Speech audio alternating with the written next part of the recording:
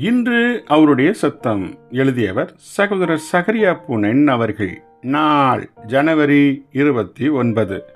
சாத்தானின் தீமைகளை நன்மையாக மாற்றும் தேவன்.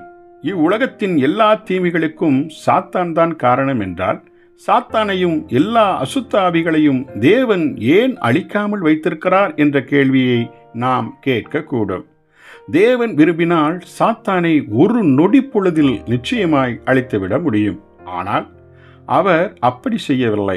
சாத்தானையும் அவனோடு இருக்கும் பிசாசுகளையும் அனுமதித்திருக்க வைத்திருப்பதில் ஓர் தெளிவான நோக்கத்தை தேவன் வைத்திருக்கிறார்.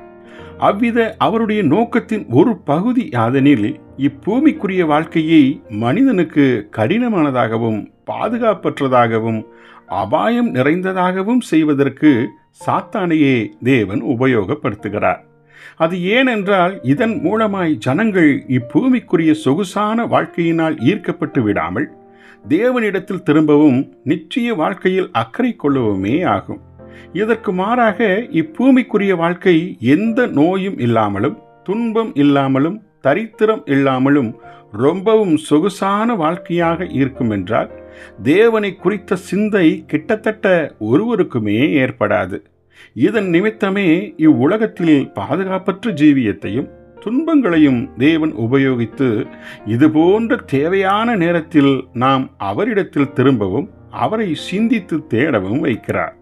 எனவே சுகமாக்க முடியாத வியாதிகள், சுகவீனங்கள், வறுமைகள், இன்னும் இதுபோன்ற உலகத்தில் காணும் தீமைகளை தேவன் உபயோகித்து அதன் மூலம் ஜனங்களை அவர்களின் பாவங்களிலிருந்து மனம் திரும்பும்படி செய்கிறார்.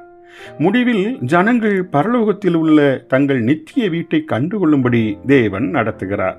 ஆம், இவ்விதமாகவே சாத்தானை திரும்ப திரும்ப ஒரு முட்டாளாய் தேவன் நிற்க வைத்து விடுகிறார். சாத்தான் பிறருக்காக எதையோ மனதில் வைத்து வெட்டின குழியில் அவனே அக்குழியில் தள்ளப்பட்டு விடுகிறான்.